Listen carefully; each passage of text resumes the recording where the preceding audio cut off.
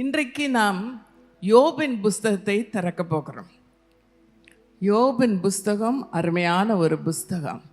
ஆமென். யோபுனால ஐயோ உபத்திரம் பாடு கஷ்டம்னு நினைக்கிறோம். இல்லை, அதில் தேவன் அநேக ஆசீர்வாதமான காரியங்களையும் மறைத்து வைத்திருக்கிறார். ஹல்லேலூயா.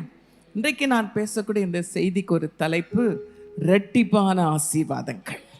பக்கத்தில் பார்த்து சொல்லுங்க, உங்களுக்கு ரெட்டிப்பான ஆசீர்வாதங்கள். நீங்கள் துன்பத்தை கண்ட நாட்களுக்கு ஈடாய் ரெட்டிப்பான கனம், ரெட்டிப்பான மகிழ்ச்சி, ரெட்டிப்பான நன்மை கர்த்தர் உங்களுக்கு தருவாராக. உலகத்தில் பிறந்து வாழ்கிற எல்லாருமே துன்பத்தை கண்டவர்கள் தான், துன்பத்தின் வழியாய் போகிறவர்கள் தான். அப்படி இல்லாத ஒரு வாழ்க்கை பூமியில் இல்லவே இல்லை. ஆனால் அப்படிப்பட்ட துன்பங்கள் உபத்திரங்கள் எல்லாவற்றிலும் நமக்கு ஜெயத்தையும் ஆசீர்வாதத்தையும் தருகிற தேவனை பற்றி கொள்வது தான் துன்பத்தை ஜெயித்து மேலே வரக்கூடிய ரகசியம். ஆமென். ஹல்லேலூயா. எடுத்துக்கொள்வோம் யோபின் புஸ்தகம் 1ஆம் அதிகாரம் 8ஆம் வசனம் மாத்திரம் வாசிக்கலாம். கர்த்தர் சாத்தானை நோக்கி, என் தாசனாகிய யோபின் மேல் கவனம் வைத்தாயோ?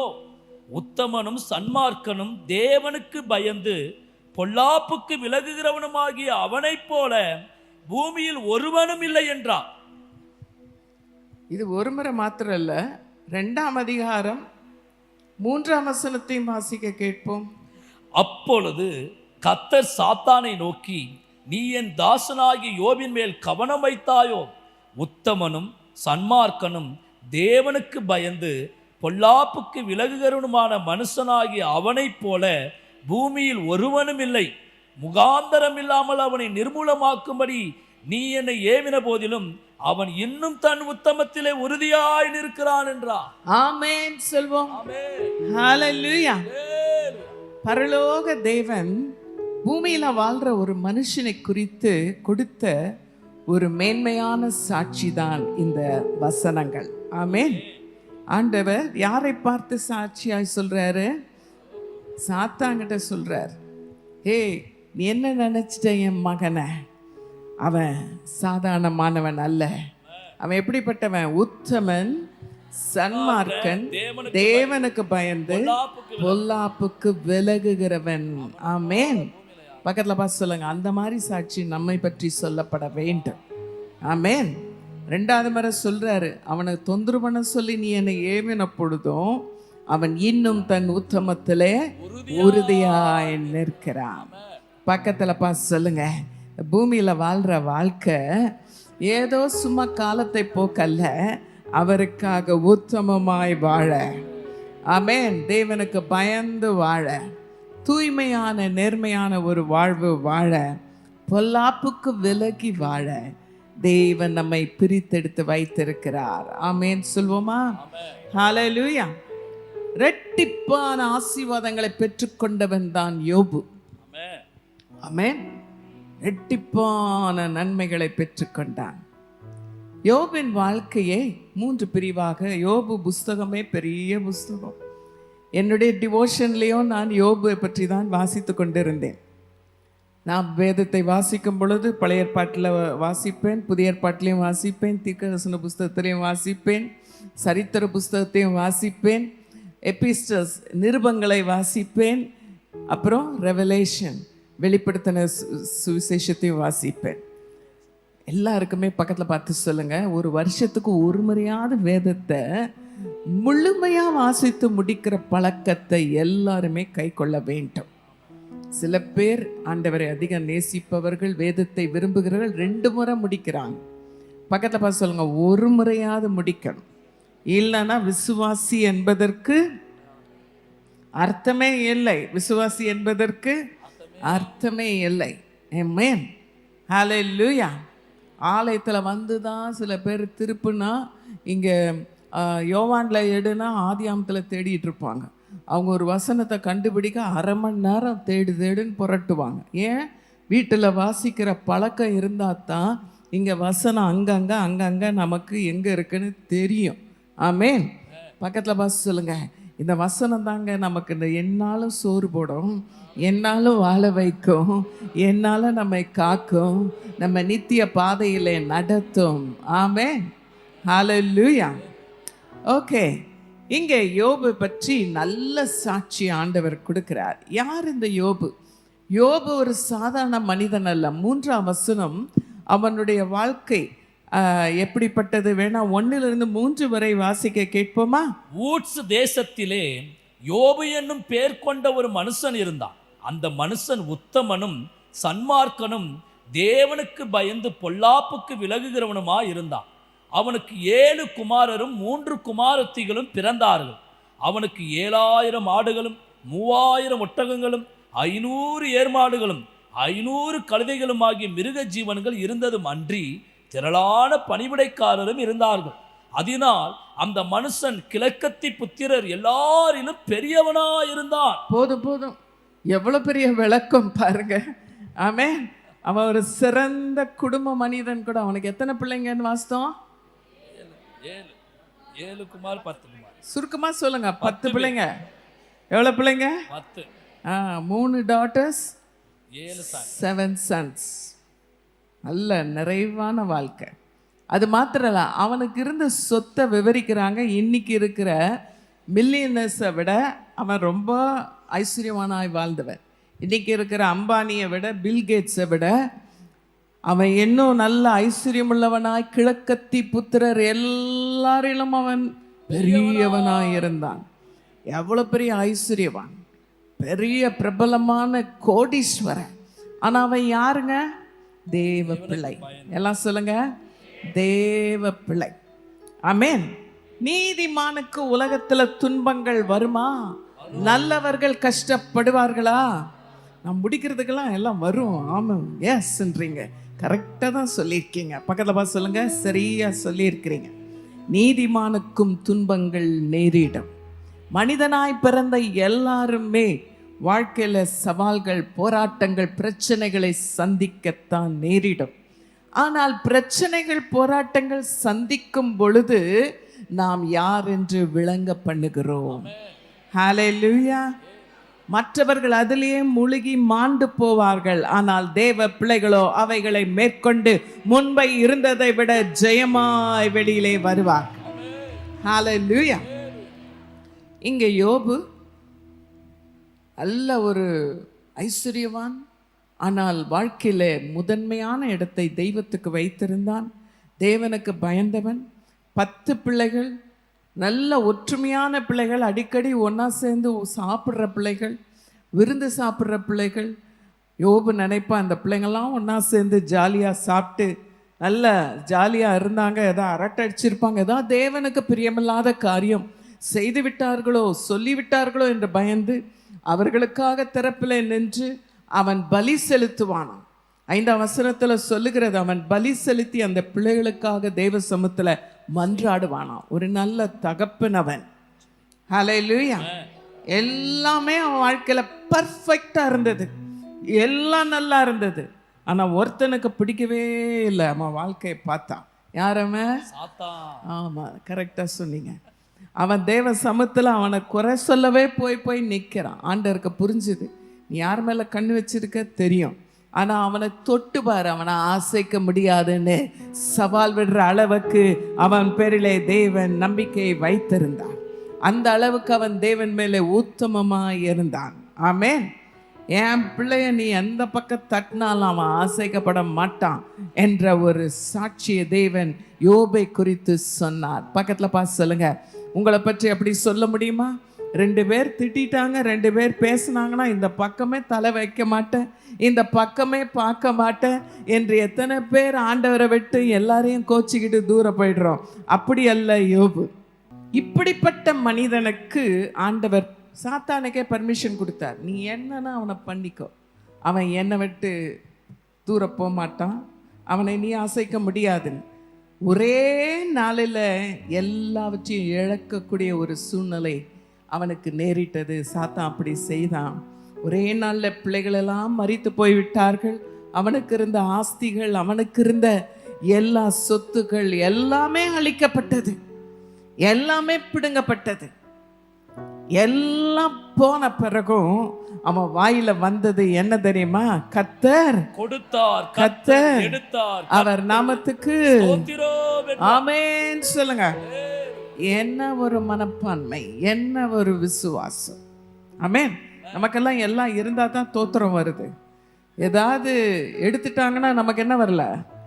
வரமாட்டேன்து. பக்கத்துல பார்த்து சொல்லுங்க, இவன் எல்லாமே இழந்தாலும் அவனுக்குள்ள இருந்தது, உலகத்துல இருக்கிற எல்லாமே இழந்தாலும் என் உள்ளத்துல இருக்கிற பொக்கிஷமாகிய தேவ பக்தியும் தேவ உறவையும் ஒருவரும் ஒரு நாளும் தொட்ட முடியாது என்ற ஒரு விசுவாசம், அந்த ஒரு நம்பிக்கை கொண்டிருந்தபடினால தான் இப்படிப்பட்ட வார்த்தைகள் அவன் வாயிலே வருகிறது.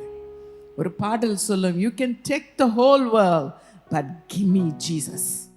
உலகமே எடுத்துக்கொள்ளப்பட்டாலும் வெளியேறப்பட்ட சொத்து இயேசுவை ஒருவரும் ஒரு காலம் என்னை விட்டு பிரிக்க முடியாது என்று சொல்லுகிறவர்கள் நல்ல கரங்களை உயர்த்தி அல்லேலூயா சொல்லுவோம்.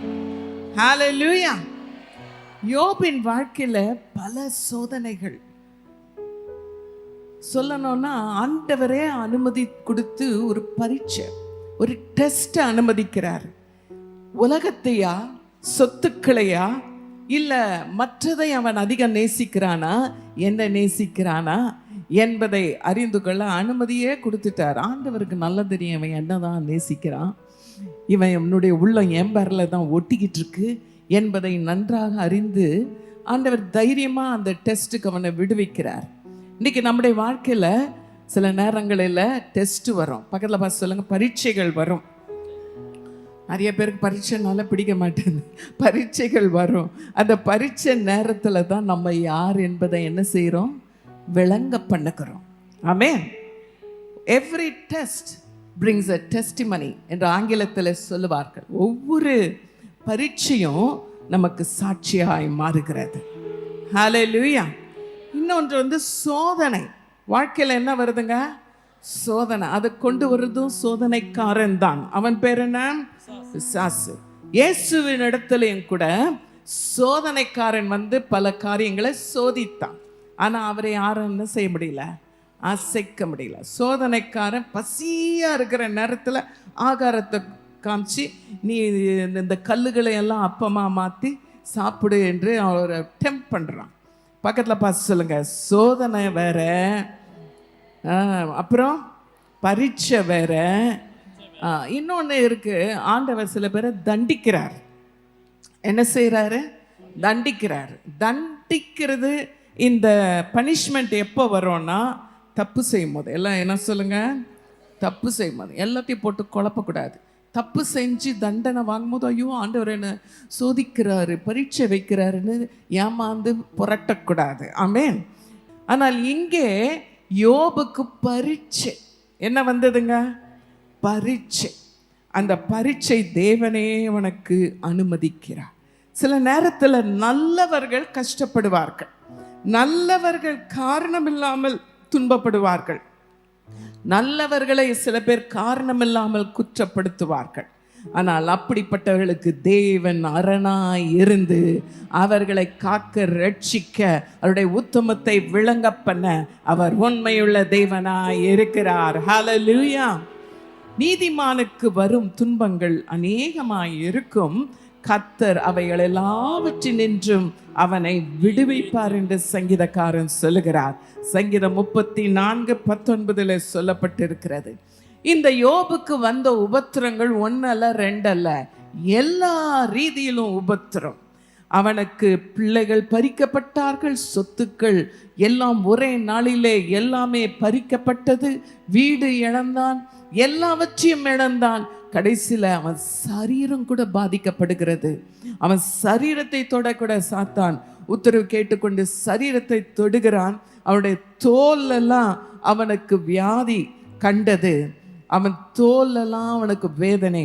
2ஆம் அதிகாரம் யோபுல இந்த 7-8 வாசிங்க பார்க்கலாம். அப்பொழுது சாத்தான் கர்த்தருடைய சந்நிதியை விட்டு புறப்பட்டு யோபின் உள்ளங்கால் தொடங்கி அவன் உச்சந்தலை மட்டும் கொடிய பருக்களால் அவனை வாதித்தான். அவன் ஒரு ஓட்டை எடுத்து தன்னை சுரண்டி கொண்டு சாம்பலில் உட்கார்ந்தான். என்ன ஒரு பரிதாபமான நிலை! அவன் சரீரம் முழுவதும் பாதிக்கப்படுகிறது. ஒரு பயங்கரமான ஒரு கனத்துக்குரிய மனிதன், ஐஸ்வர்யவான், இப்ப என்ன பண்றான்? ஒரு ஓட்டை எடுத்து சரீரத்தை எல்லாம் அவன் இது பண்ற மாதிரி அப்படிப்பட்ட ஒரு நிலைக்குள்ள அவன் காணப்படுறான். அப்ப தாங்க அவங்க மனைவி என்ன சொல்றாளாம்? இன்னுமா நீ உத்தமத்துல உறுதியா இருக்கிற, தேவனை தூஷித்து ஜீவனை விடும் என்றான். என்ன ஒரு பக்தியான மனைவி பாருங்க. இப்படிப்பட்டவர்கள் அன்னைக்கு தான் இருக்காங்கன்னா இன்னைக்கும் கூட இருக்கிறாங்க. சில பேர் சும்மா கோயில் கோயில்னு ஓடுறீங்க, சும்மா ஜபம் போறீங்க. நீங்க பண்ணி தான் என்ன பிரயோஜனம்? நீங்க ஜெபித்து தான் என்ன பிரயோஜனம்? நீங்க ஆண்டவருக்கு வைராக்கியமா இருந்து தான் என்ன பிரயோஜனம் என்று பேசுகிற மக்கள் இன்றைக்கும் உலகத்துல இருக்கிறாங்க. அவங்களுக்கும் ஆண்டவருக்கு இருக்கிற உறவின் அளவு வேறே. யோபுக்கும் தேவனுக்கும் இருக்கிற உறவின் அளவு வேறே. ஹல்லேலூயா. யாரை போல இருக்க நம்ம விரும்புகிறோம்? யோபை போல உத்தமத்துல ஆண்டவரை உறுதியாய் பற்றிக்கொள்ள. இன்னைக்கு ஆண்டவர் சமூகத்துக்கு ஓடி வந்திருக்கோம்ல, எதற்காக வந்திருக்கிறோம்? ஏதோ ஒரு நன்மை கிடைச்சிட்டா போதும், ஏதோ ஒன்று ஆயிட்டா போதும் என்பதற்காக அல்ல. அவரை உறுதியாய் பற்றிக்கொள்ள, அவர் பேரில் விசுவாசம் வைக்க, அவரை தெய்வமாய் பெற்றுக்கொள்ள, அவரோடு கூட நடக்க வாழ தேவன் நம்மை தெரிந்தெடுத்திருக்கிறார். ஹல்லேலூயா, ஹல்லேலூயா, ஆமென். 2 தீமோத்தேயு 3:12 ஒரு வசனம் சொல்லுகிறது, அன்றியும் தேவ பக்தியாய் நடக்க மனதுடையவர்கள் யாவரும் என்ன செய்வார்களா? துன்பப்படுவார்கள். வாழ்க்கையில போராட்டங்கள் வரும், துன்பங்கள் வரும், கஷ்டங்கள் வரும். தேவ பக்தியா நடக்கணும்னு நான் நினைச்சேங்க, ஐயோ இந்த பிரச்சனையில மாட்டிட்டேங்க. அப்படி சொல்லாதீங்க. உங்களை சோர்வுக்குள்ள ஆக்க, கர்த்தருக்குள்ள முன்னேற முடியாதபடி தடை செய்யத்தான் சாத்தான் பல போராட்டங்களை கொண்டு வருவான். அதையெல்லாம் பார்க்காம கர்த்தரை அண்டிக் கொள்வோர் யாவரும் பாக்கியவான்கள். ஹல்லேலூயா, ஹல்லேலூயா. பாடுகள் மத்தியிலே கிறிஸ்தவ வாழ்வை பரவசமான வாழ்க்கைங்க. ஆமென். பாடுகள் மத்தியில தான் நாம பரலோக மகிமையை அனுபவிக்கிற வாழ்க்கை வேற எங்கேயும் பார்க்க முடியாது. அது தெய்வ பிள்ளைகள் வாழ்வில தான் பார்க்க முடியும். ஆமென், ஹல்லேலூயா. என்னதான் போராட்டம், என்னதான் பிரச்சனை இருந்தாலும் கர்த்தரை வந்து ஆராதிக்கும் போது தலை மேல அந்த போராட்டத்தை வச்சிட்டு இல்ல, எல்லாத்தையும் உதறி தள்ளி எல்லாவற்றையும் ஆளுகை செய்கிற தெய்வத்தை உயர்த்தும் பொழுது அடங்க வேண்டியதெல்லாம் அடங்கும், விலக வேண்டியதெல்லாம் விலகும். கர்த்தர் நமக்கு ஜெயத்தின் மேல ஜெயத்தை தர உண்மையுள்ள தேவனாய் இருக்கிறார். ஹல்லேலூயா. ஆசீர்வாதங்களை அல்ல, ஆசீர்வதிக்கிறவரையே பற்றி கொள்ள வேண்டும். பக்கத்துல பார்த்து சொல்லுங்க, ஆசீர்வாதங்களை பிடிச்சிங்கன்னா இன்னைக்கு இருக்கும், நாளைக்கு நழுவி போயிடும். ஆனா ஆசீர்வதிக்கிறவரை பற்றி கொண்டால் என்றென்றும் அவரே நமக்கு சொத்து, அவரே நமக்கு சுதந்திரமாய் இருக்கிறார். ஹல்லேலூயா. அதனாலதான் பவுல் சொல்றாரு, கிறிஸ்துவின் அன்பை விட்டு மரணமோ நிகழ்காலங்களோ வருங்காரியங்களோ இகழ்வானாலும், சொல்லுங்க, வேறெந்த சிருஷ்டியானாலும் நம்முடைய கர்த்தராகிய கிறிஸ்து இயேசுவில் உள்ள தேவனுடைய அன்பை விட்டு நம்மை பிரிக்க மாட்டாது என்று நிச்சயித்திருக்கிறேன். ஆமென். இந்த கோஷம் தான் யோபுக்குள்ளே இருந்தது. ஆமென், சொல்லுங்க. எல்லாம் போனாலும் என் தேவனிடத்துல நான் இன்னும் உறுதியாய் இருப்பேன், அவரை பற்றி கொள்ளுவேன், அவரை இறுக பிடித்து கொள்ளுவேன். இன்னைக்கு உட்கார்ந்து இருக்கிற எல்லாருமே அந்த விசுவாச வாழ்க்கைக்குள்ள வந்துட்டோம்னா அப்பதான் கர்த்தருடைய முழுமையான வல்லமையும் மகிமையும் ஆசீர்வாதங்களையும் அனுபவிப்போம். ஹல்லேலூயா. இரண்டாவதாக அவன் வாழ்க்கையில என்ன பார்க்கிறோம்னா, உபத்திரத்தின் மத்தியில உதவிடும் தேவனை மாத்திரம் பற்றி கொண்டான். ஆமென். உபத்திரங்கள் வரலாம், ஆனா அது என்றும் தங்கி இருக்காது. ஆனா உபத்திரங்களை பார்க்காமல் அதை மாற்ற வல்லமையுள்ள அந்த உதவிடும் தேவனை நாம் நோக்கி பார்க்கும் பொழுது அந்த எல்லா உபத்திரங்களும் எல்லா பிரச்சனைகளும் எந்த வழியா வந்ததோ அது வேறு வழியாய் நம்மை விட்டு பறந்து ஓடிடும். ஆமென், ஹல்லேலூயா. இன்னைக்கு நம்ம வாழ்க்கையில கஷ்டப்படும் பொழுது நம்மளை ரொம்ப நெருக்கமா இருக்கிறவங்க நம்மளை புரியாம மிஸ் அண்டர்ஸ்டாண்ட் பண்ணி நம்மளை குறை பேசி குற்றம் சாட்டும் பொழுது அதை போல வேதனை எதுவுமே இல்லைங்க. ஆமென். நீங்கள் நேர்மையாக இருந்து நேர்மையாக காரியங்களை செய்கிறீங்க, அந்த நேர்மையா வாழ்ந்ததுக்காக நீங்க இப்பொழுது ஒரு உபத்திரத வழியா கடந்து போறீங்கன்னா, அந்த நேரத்துல உங்களுக்கு ரொம்ப நெருக்கமா இருந்தவங்க கூட உங்களை புரிஞ்சிக்காம உங்களை இன்னும் குற்றப்படுத்தி பேசுனாங்கன்னா, அது பயங்கரமான தண்டனை போல இருக்கும், பயங்கரமான வேதனையா இருக்கும். பயங்கரமான வேதனையில் இந்த சகோதரனும் இருக்கிறார். கர்த்தர் உனக்கு யோபு கொடுத்த விடுதலை உனக்கு கொடுப்பாரு. யோபு இயேசுவின் மேல நம்பிக்கை வைத்தார். பக்கத்தில் இருக்கவங்க சொல்லி தருவாங்க, கேளு. ஆண்டவர் மேல நம்பிக்கை வைத்தான். ஹல்லேலூயா. நல்லா கவனிங்க. ஒருத்தர் உலகத்துல நல்ல ஐஸ்வர்யமான நல்ல நிலையில இருக்கும்போது எல்லாம் சொல்லுவாங்க, இவர் என் ஃப்ரெண்டுங்க, இவர் என் ஃப்ரெண்டுங்க, எனக்கு ரொம்ப தெரியுங்க, இவர் எங்களுக்கு. இவங்க எங்கேயோ மூலையில் சொந்தக்காராக இருப்பாங்க, இவங்க எனக்கு சொந்தக்காரங்க, அதில் வேற பீத்திக்குவாங்க. இவர் ரொம்ப நெருக்கமானவங்க. ஏன்? அவர் ரொம்ப கனத்துக்குரியவர், ஐஸ்வர்யவான், நல்ல நிலையில் இருக்கிறதுனால எல்லாரும் ஐடென்டிஃபை பண்ணிக்க விரும்புவாங்க. அதே மனுஷன் யோபு மாதிரி நிலைக்கு வந்துட்டா, இவர் யாருன்னு எனக்கு தெரியாதுங்க, இவர் என்ன பார்த்ததே இல்லைங்க, இவருக்கு எனக்கு சம்மந்தமே இல்லைங்க, இவர் எனக்கு தெரியாதுங்க. பக்கத்தில் பார்த்து சொல்லுங்க, அதுதாங்க உலகம், அதுதான் உலகம். நீ நல்லா இருக்கும்போது தான் மற்றவங்க உன்னை விரும்புவாங்க, நேசிப்பாங்க. ஆனால் கஷ்டப்படும் போது உதவிடும் ஒரே ஒரு நபர் தான் நம்முடைய இரட்சகர் இயேசு கிறிஸ்து, நம்முடைய ஆண்டவர் இயேசு. ஹல்லேலூயா. கஷ்டப்படும் போது இயேசு கிறிஸ்து ஒருவர் தான் நம்மை தூக்கி எடுக்க, நம்மை கண்மலையின் மேலே நிறுத்த, நம்மை ஆசீர்வதிக்க வல்லமை உள்ளவராய் இருக்கிறார். ஆமென். மக்கள் எல்லா நேரத்திலையும் நேசிக்க மாட்டாங்க, உதவ மாட்டாங்க. ஆனா நமக்கு உதவ ஒரே ஒருவர் தான் உண்டு, இரட்சகர் இயேசு கிறிஸ்து. அவர் பெயர் என்னங்க?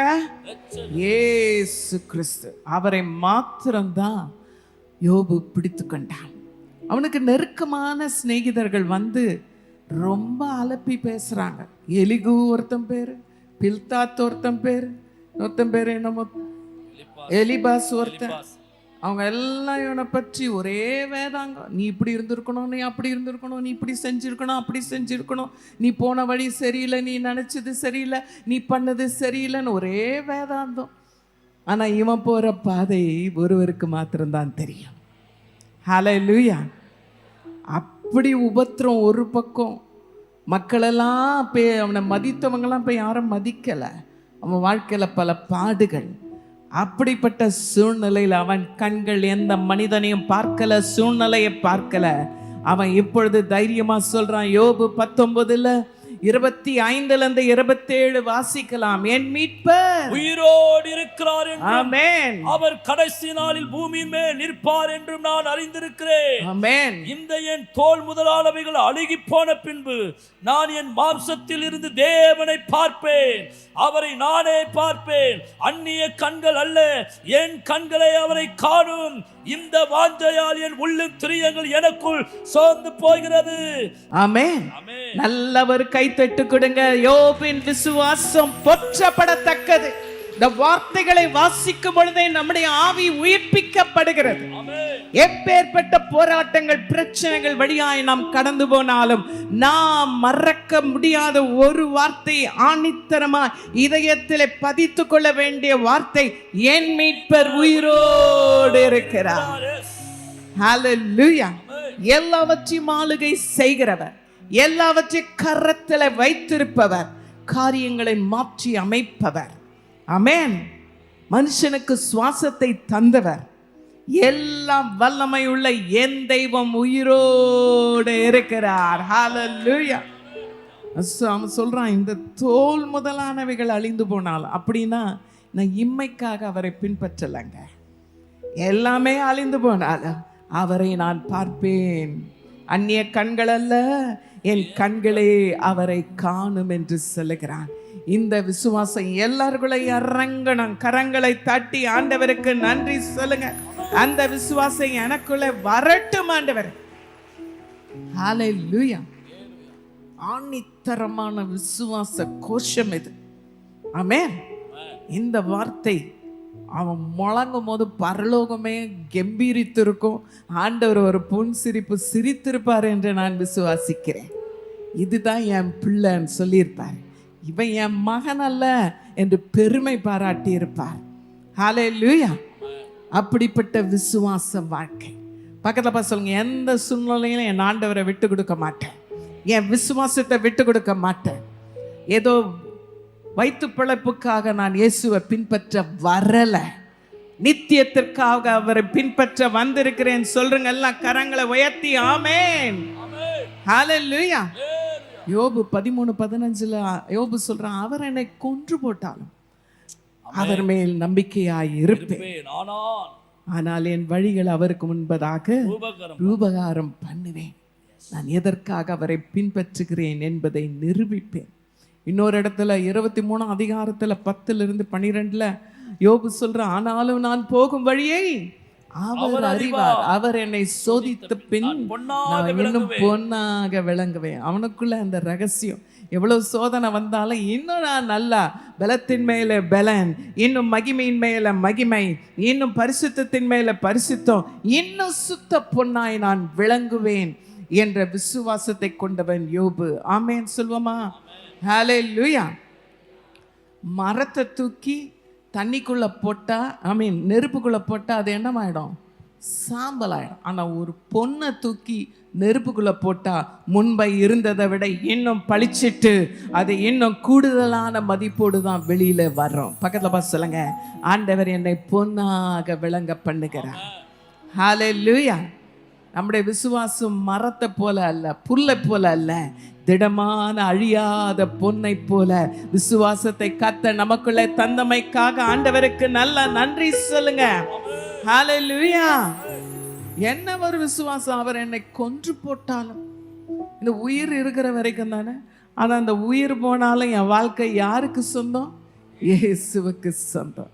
ஏதோ அவரை பின்பற்றுவது உலக வாழ்க்கைக்காக அல்ல, நித்தியத்திற்காக அவரை நான் பின்பற்றுகிறேன் என்பதை விளங்க பண்ணினவர் தான் யோபு. அந்த யோபு பற்றி பேசும்போது ஆண்டவர் சொல்றாரு, சாத்தான் சொல்றான், அவனை சுற்றிலும் நீர் வேலி அடைச்சி வச்சிருக்கிறல்ல, அவனை தொட முடியலையே, அவன் கிட்ட போக முடியலையே, அவனை சுத்தி வேலி அடைச்சி வச்சிருக்கிறீங்களே என்று கம்ப்ளைண்ட் கொடுக்குறான். ஆண்டவர் சரி நீ தொட்டு தானே பார்க்க விரும்புறேன்னு ஆண்டவர் வேலி கூட எடுத்து கொடுத்தாரு. ஆனால் உங்களுக்கும் எனக்கும் பலத்த வேலி வச்சிருக்காரு. அவர் அனுமதி இல்லாமல் ஒருத்தரும் வேலியை அசைக்க முடியாது. ஆமென். பக்கத்தில் பார்த்து சொல்லுங்க, அவர் அனுமதி இல்லாமல் யாரும் என் பக்கத்தில் வர ஆண்டவர் விட மாட்டார். ஆமென். உங்களை இப்போ சுற்றி ஒரு வேலி அல்ல, பல வேலியை அடைச்சி வச்சிருக்காரு. அக்கினி மதிலாய் உங்களை சுற்றிலும் வேலி வச்சிருக்காரு. இரத்த கோட்டைக்குள்ளே ஆண்டவர் உங்களை மறைத்து வைத்திருக்கிறார்.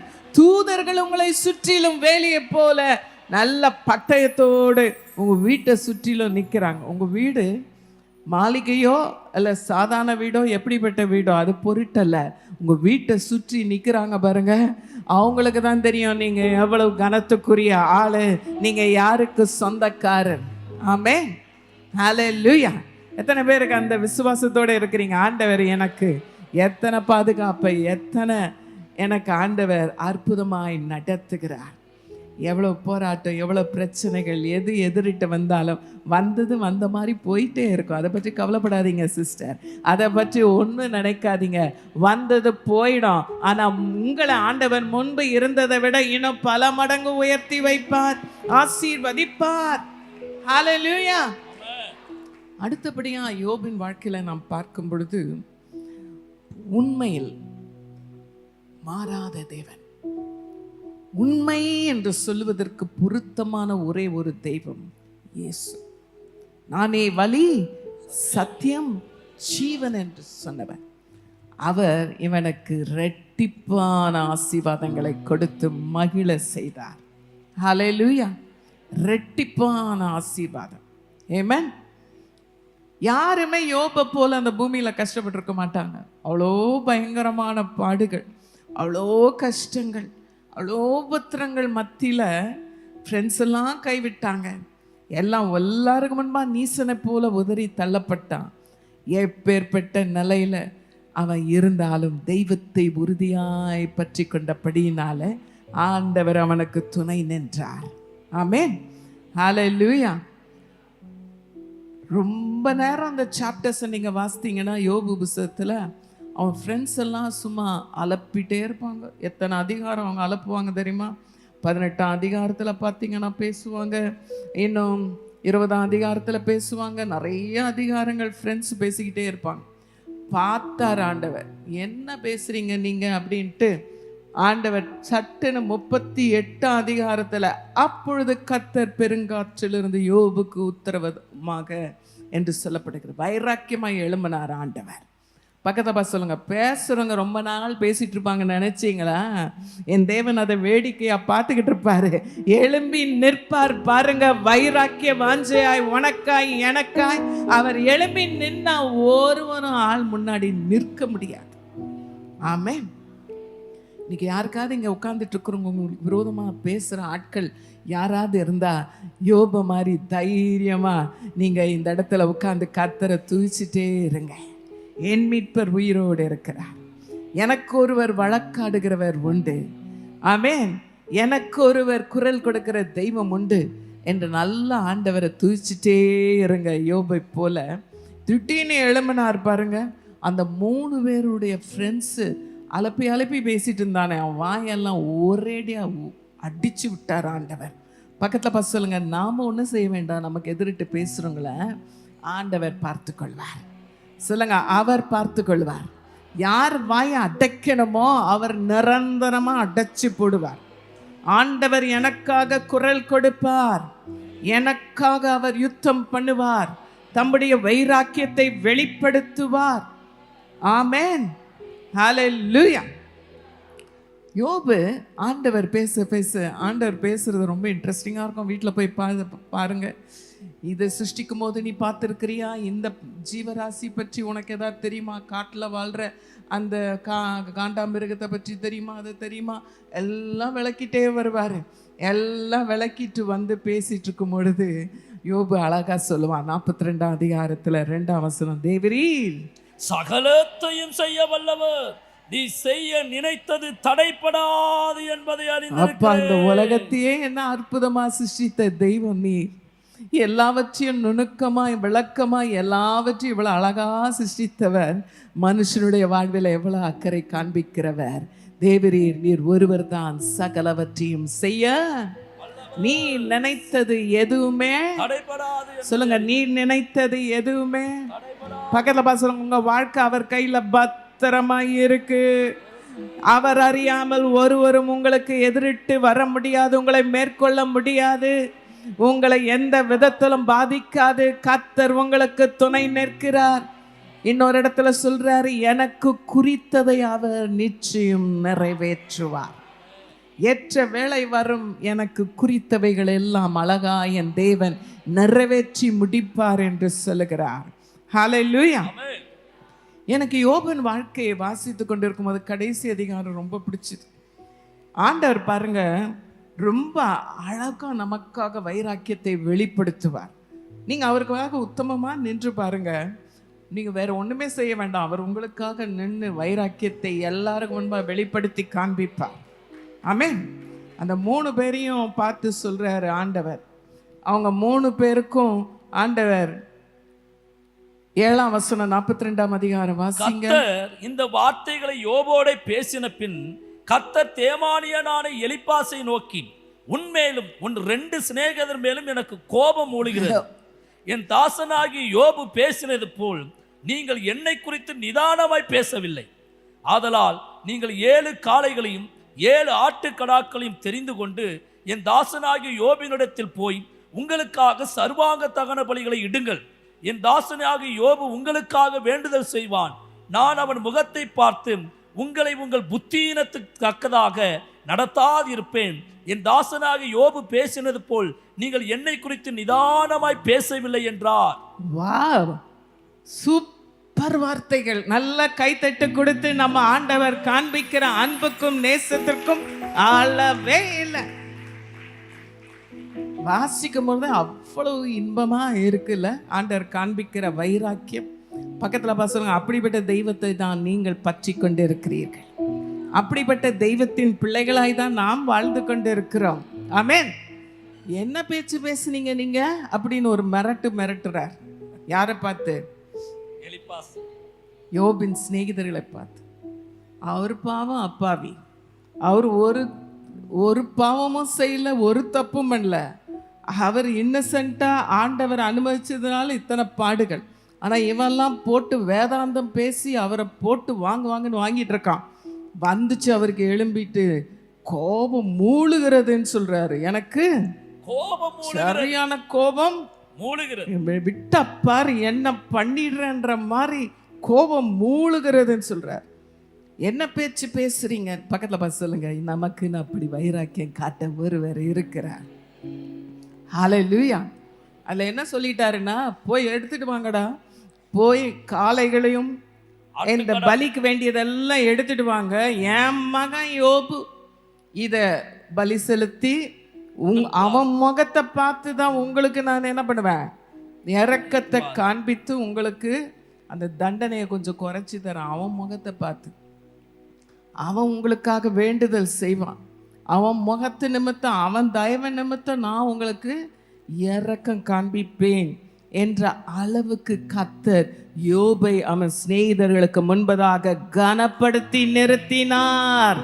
நல்ல கரங்களை தட்டி, அந்த தேவன் என் பட்சத்துல இருக்கிறார், எனக்கும் கர்த்தர் அப்படி வழக்காடுவார், எனக்காக வைராக்கியம் காண்பிப்பார், குரல் கொடுப்பார். ஹல்லேலூயா. யோபே பார்த்து ஆச்சரியப்பட்டிருப்பார், எனக்காக ஆண்டவர் இத்தனை வைராக்கியம் காண்பிக்கிறார். அவர் ஜெபம் பண்ண பிறகுதான் ஆண்டவர் யோபின் சிறையிருப்பையும் திருப்பி எல்லாவற்றையும் மாற்றி அவனை ஆசீர்வதிக்க ஆரம்பிக்கிறார். 10ஆம் வசனம் வாசிக்கலாமா? யோபு தன் சிநேகிதருக்காக வேண்டுதல் செய்த போது கர்த்தர் அவன் சிறையிருப்பை மாற்றினார்.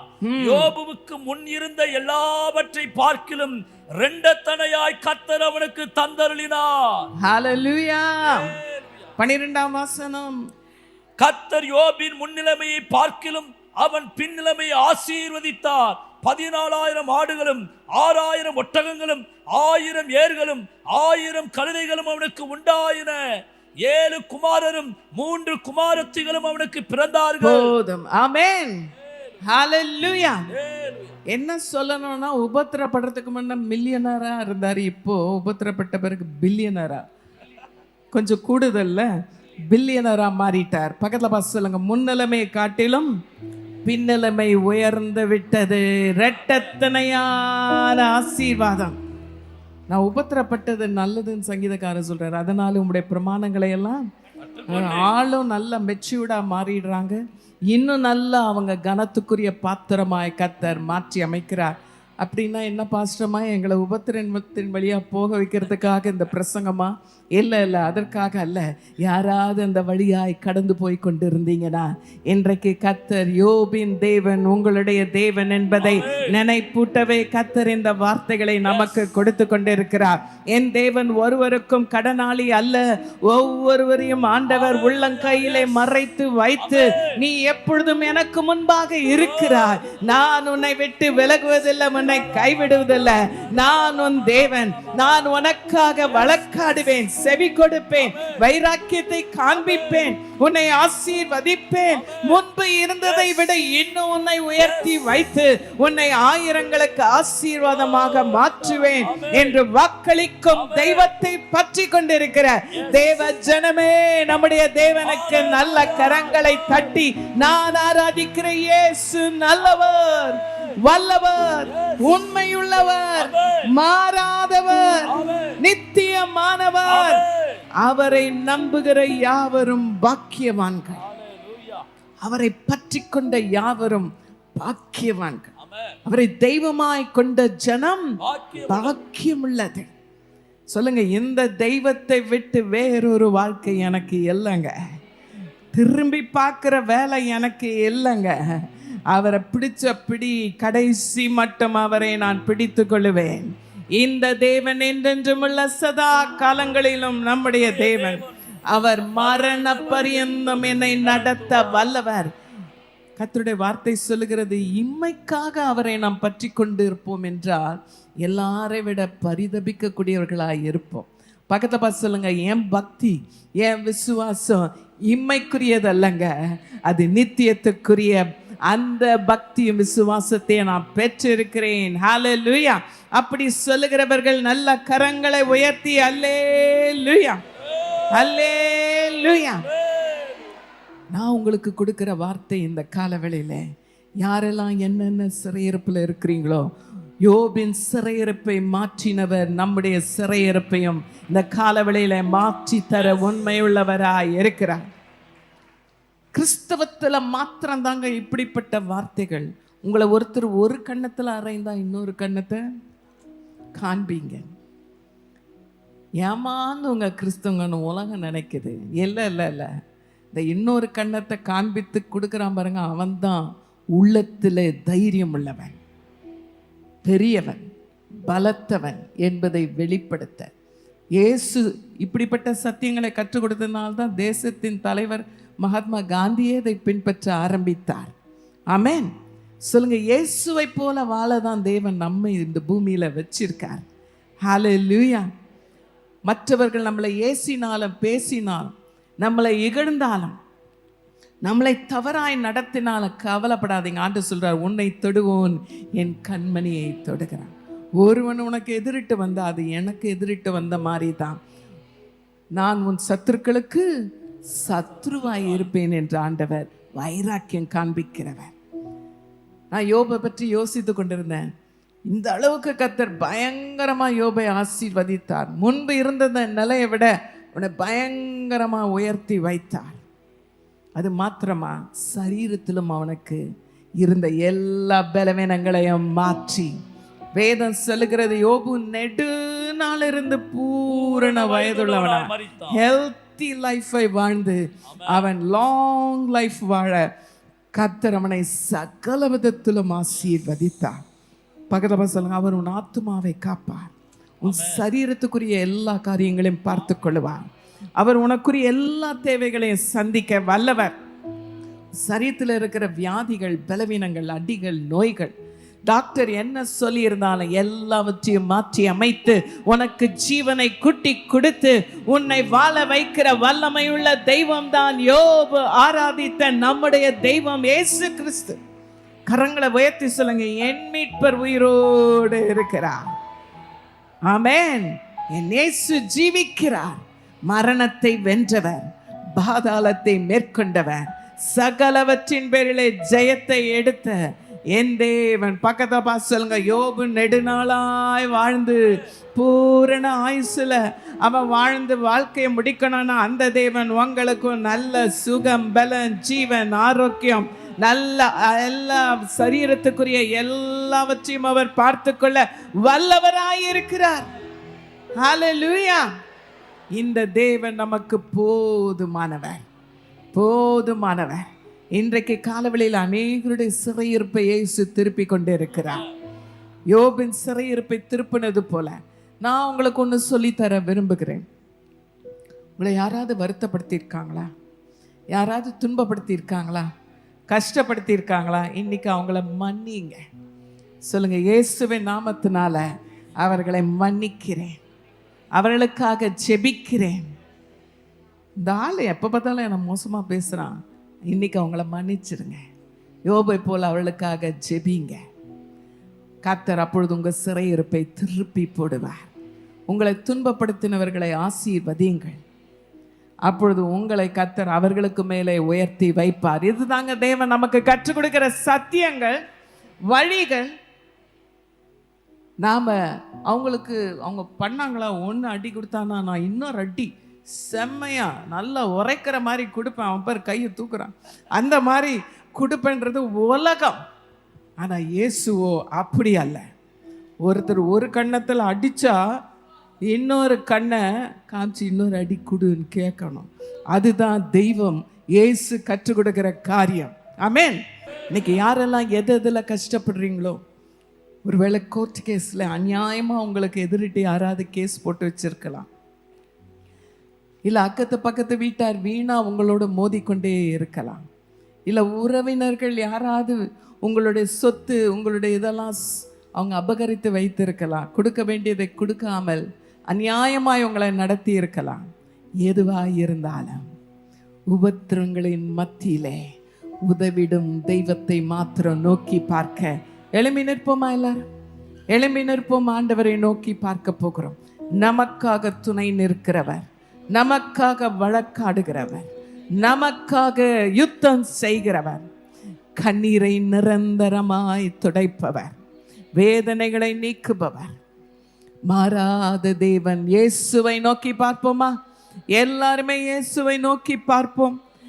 யோபு சொல்றான், அவர் என்னை கொன்று போட்டாலும் அவர் மேல வைத்திருக்கிற அந்த உத்தமம் விசுவாசத்தை நான் விட்டு கொடுக்க மாட்டேன், நான் உறுதியாய் நிற்பேன் என்று சொல்லுகிறான். ஆண்டவரை பார்த்து நம்ம உள்ளத்தில் இருக்கிற நம்பிக்கை விசுவாசத்தை வெளிப்படுத்துவோம். சூழ்நிலைகளை எல்லாம் அவர் கரத்துல கொடுப்போம். எல்லாருமே ஆண்டவரை நோக்கி பார்ப்போமா? சொல்லுவோம், என் மீட்பர் உயிரோடு இருக்கிறார், நான் விசுவாசிக்கிறவர் என்னார் என்பதை அறிந்திருக்கிறேன் என்று தேவ வசனத்தை எல்லாரும் சொல்ல ஆரம்பிங்க. எப்படிப்பட்ட தெய்வத்தை நீங்கள் நம்பி இருக்கிறீங்க? எப்படிப்பட்ட தெய்வத்தை நீங்கள் பற்றி கொண்டிருக்கிறீங்க? யோபை போல சொல்ல முடியுமா? என் தேவன் உயிரோடு இருக்கிறார், அவர் மாறாதவர், நித்தியமானவர், அண்ட சராசரங்களை படைத்த சர்வ வல்லமையுள்ள தேவன். அவராலே கூடாதது ஒன்றுமில்லை, அவராலே ஆகாதது என்பது ஏதும் இல்லை, எல்லாம் அவராலே தான் முடியும்.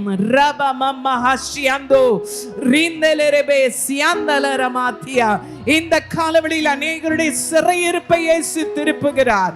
நீண்ட நாட்களாய் இருக்கிற அந்த கண்ணீரின் நிலை, நெருக்கத்தின் நிலை, போராட்டத்தின் நிலைக்கு இன்றைக்கு ஒரு முடிவை உண்டு பண்ணுகிறார். கூப்பிடுங்க, இயேசுவை நோக்கி கூப்பிடுங்க. சொல்லுங்க, அப்பா என் கண்கள் உம்மை மாத்திரம் நோக்கி பார்க்கும், என் கண்கள் உம்மை மாத்திரம் ஆண்டவரே சார்ந்திருக்கும். ரபமால ரமாதி அந்தோ சத்தத்தை எழுப்பி கேளுங்க பார்க்கலாம். எப்பேற்பட்ட நெருக்கத்தையும் என் தேவன் மாற்ற வல்லவர், நமக்காக வைராக்கியம் காண்பிக்கிறவர்.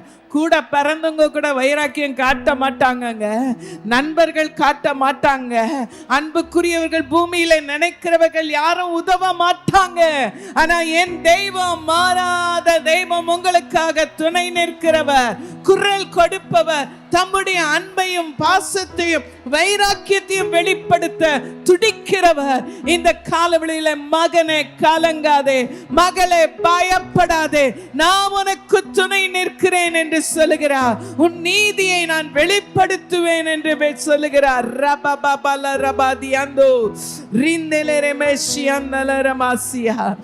யோபை போல சொல்லுங்க, தேவரீ சகலவற்றையும் செய்ய வல்லவர், எனக்காக நீர் வரைந்து வைத்திருக்கிற திட்டங்கள் ஒன்றும் தடைப்படாது.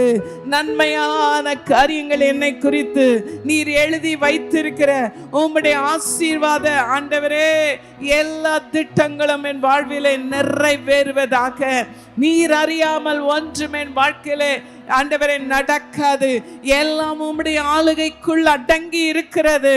ஆண்டவரை நோக்கி கூப்பிடுங்க. இந்த மற்றவங்களை யாரையும் பார்க்காதீங்க, இயேசுவேன்னு கூப்பிடுங்க.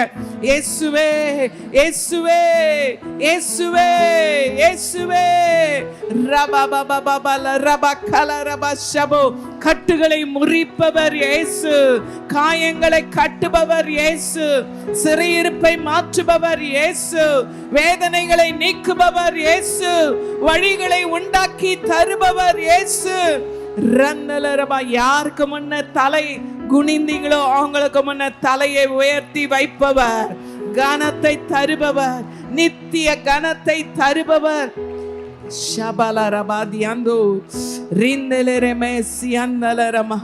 முன்னிலையை பார்க்கிலும் உன் பின்னலையை கர்த்தர் மேன்மைப்படுத்துகிறார். நீ கண்ட வருத்தங்கள், வேதனைகள் எல்லாவற்றை பார்க்கிலும் கர்த்தர் உன்னை மேன்மையாய் வைக்க விரும்புகிறார். நல்ல கரங்களை தட்டி அந்த தெய்வத்திற்கு நன்றி நன்றி நன்றி நன்றி. இயேசுவே உங்க நாமம் உயரணும், எங்கு மேன்மை அடையணும், பாடுவேன் பாடுவோம் அல்லேலூயா. சொல்லுங்க, வாழ்க்கையில ஒரே ஒரு ஆசை, ஒரே ஒரு வாஞ்சை, நாமம் உயரணும், அவருடைய நாமத்தை உயர்த்தி கொண்டே பாடணும். பாடுவேன் பாடுவோம் அல்லேலூயா. பெருங்காற்றும் அடங்கி போகும், எக்கடலும் வழி திறக்கும். உங்க நாமம் உயர்த்தும் போது கன்மலையும் கரைந்து போகும். பெருங்காற்றும் அடங்கி போகும், எக்கடலும் வழி திறக்கும். உங்க நாமம் உயர்த்தும் போது கன்மலையும் கரைந்து நல்ல கரங்களை உயர்த்தி இயேசுவே உன்னாமமே சொல்லுங்க, உயரணும். ஆமென் அல்லேலூயா. இயேசுவே உன்னாமமே பெருகணும். அல்லேலூயா. உங்க நாமம் உயரணும், என்று மேன்மை அடையணும். பாடுவோம் அல்லேலூயா. அப்பா, உங்க நாமம் உயரணும். உங்க நாமம் உயரணும், என்று மேன்மை அடையணும். பாடுவோம் அல்லேலூயா. இயேசு நாமம், இயேசு நாமம், இயேசு நாமம். நல்ல பற்றிக்கொள்ளுங்கள் அந்த நாமத்தை. இயேசு நாமம், இயேசு நாமமே வாழ்கவே. விடுவிக்கும் நாமம், இயேசு நாமம், ஆசீர்வதிக்கும் நாமம், இயேசு உயர்த்தும் நாமம். இயேசு நாமம், இயேசு நாமம், இயேசு நாமம் வாழ்கவே. இயேசு நாமம், இயேசு நாமம், இயேசு நாமம், இயேசு நாமம், இயேசு நாமம், இயேசு நாமம் வாழ்கவே. இயேசு நாமம், இயேசு நாமம், அப்படியே நம்புவேன் இயேசு ஒருவரே. இயேசு நாமம், இயேசு நாமம், இயேசு நாமம் வாழ்கவே. நம்புவேன் என் இயேசு ஒருவரை, நான் நம்புவேன் என் இயேசு ஒருவரை. நம்புவேன் என் இயேசு ஒருவரை, நான் நம்புவேன் என் இயேசு ஒருவரை. இன்னொரு முறை நம்புவேன். ஓ நம்புவேன் என் இயேசு ஒருவரை. ஐஸ்வர்யம் அல்ல, சொத்தல்ல, மனிதர்களை அல்ல, இயேசு ஒருவரை நம்புகிற எந்த மனிதனையும் ஆண்டவர் கைவிடுவதே இல்லை. நம்புவேன் முன்பு இருந்ததை விட அவன் கர்த்தரை பற்றி கொண்டபடியினாலே இரட்டிப்பான மகிமைக்கான ஆசீர்வாதத்தை தந்து உயர்த்தினவர். நம்மையும் அப்படி ஆசீர்வதிக்க வல்லவர். நான் நம்புவேன் என் இயேசு ஒருவரை. ஆணித்தரமான ஒரு விசுவாசம் ஒவ்வொரு உள்ளத்திலும் இயேசு ஒருவரை மாத்திரம் நான் பற்றிக் கொள்ளுவேன், இறுக பிடித்துக் கொள்ளுவேன். மனிதர்களை அல்ல, பொன்னை அல்ல, ஐஸ்வர்யத்தை அல்ல, செல்வத்தை அல்ல, வேற எதையும் அல்ல, இயேசு ஒருவரையே. இயேசு ஒருவரையே. இயேசு ஒருவரே. சொல்லுங்க, இயேசு ஒருவரே. அவரே அற்புதங்களை செய்கிறவர், அதிசயங்களை செய்கிறவர். யோபின் புத்தகத்துல தான் ஆராய்ந்து முடியாத அதிசயம், எண்ணி முடியாத அற்புதங்களை அவர் செய்கிறவர் என்று திரும்ப திரும்ப சொல்லப்பட்டது. கிரகிக்க முடியாத பெரிய காரியங்களை செய்கிறவர் என்று யோபின் புத்தகத்துல தாங்க சொல்லப்பட்ட இருக்கு.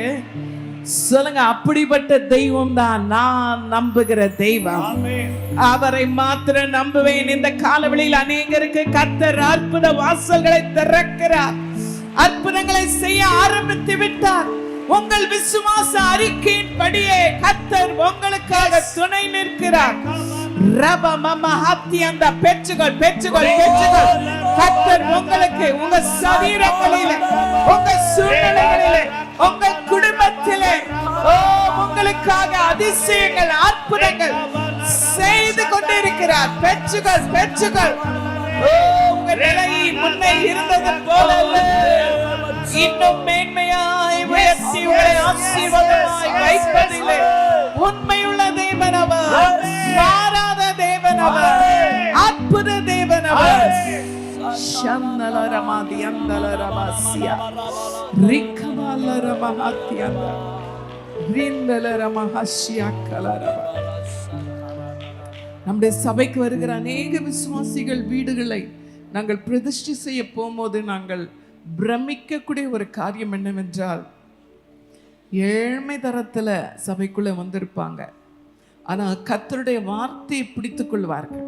கர்த்தருடைய வார்த்தையை கேட்டு கேட்டு கேட்டு கேட்டு அவங்க வாழ்வுதரமே உயர்ந்து மேன்மைப்படுத்தப்படுவதை பார்க்கும் பொழுது ஆச்சரியமா இருக்கிற. யோபு மாதிரி என்னன்னா, கர்த்தர் உயர்த்துவார், ஆசீர்வதிப்பார், கனப்படுத்துவார், ஐஸ்வர்யத்தை தருவார். ஆனா நம்ம மனசு ஐஸ்வர்யத்தின் மேலே அல்ல, உலக பொருட்கள் மேலே அல்ல, அவர் மேலேயே பற்றி கொண்டிருப்பவர்களுக்கு இன்னும் மேல மேல மேல மேல மேல உயர்த்தி கொண்டே இருப்பார். சில பேருக்கு கொஞ்சம் ஐஸ்வர்யம் வந்ததும் அவ்வளவுதான், முடிஞ்சது என் பக்தி காரியம், எனக்கு கிடைக்க வேண்டியதெல்லாம் கிடைச்சிச்சு, நீ இன்னும் உலகத்துக்கு போறேன்னா இருக்கிறது எல்லாம் இழந்து போயிடுவார்கள். அதுதான் உலகம். ஆனால் எல்லாத்தையும் உதறி தள்ளி தெய்வம்னு ஓடி வந்தவங்களுக்கு கேட்காத ஐஸ்வர்யங்கள், கனம், மகிமை எல்லாவற்றையும் கூட்டி தருகிறார்.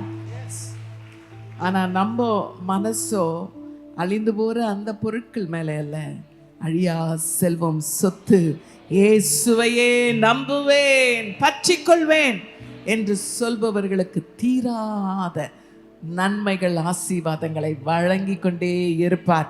இப்ப புரிந்து கொண்டவங்க எல்லாம் நல்லா பெற்றுக்கொண்டு நன்றி சொல்லுங்க. Yes Lord, thank you Lord. எங்க மனசு பொருள் மேல அல்ல, வெள்ளி மேல அல்ல, பொண்ணு மேல அல்ல, ஆஸ்திகள் மேல அல்ல, வீடுகள் மேல அல்ல, உங்க பேரிலே மாத்திரம் எங்கள் இதயம் சார்ந்திருக்கிறது, பற்றி கொண்டிருக்கிறது. நீதான் எங்கள் சொத்து, சுதந்திரம், செல்வம், பொக்கிஷம் எல்லாம் இயேசுவே.